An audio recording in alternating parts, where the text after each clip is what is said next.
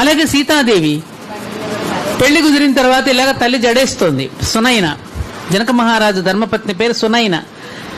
పెళ్లి అయిపోయింది, పెళ్లి కుదిరింది. అప్పటి వరకు ఆడుతూ పాడుతూ తిరిగింది కదా, జడేస్తుంటే సీతమ్మ అడిగింది, అమ్మా ఇప్పటి వరకు అలా ఉన్నాను కదా, వాళ్ళు ఎందుకు ప్రత్యేకంగా నాకు జడ వేస్తున్నావమ్మా అని అడిగింది.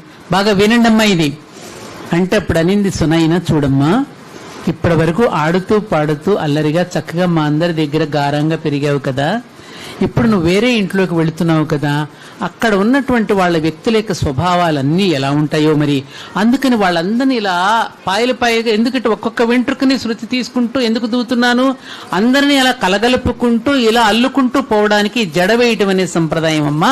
అక్కడ కుటుంబంలోని అందరి చేత నువ్వు ఇలా అనగలుపుకుంటూ కలగలుపుకుంటూ శృతి కలుపుకుంటూ జీవించడం కోసమే ఈ జడ అనేటటువంటి సంప్రదాయంగా నీకు సందేశం ఇస్తున్నానమ్మా.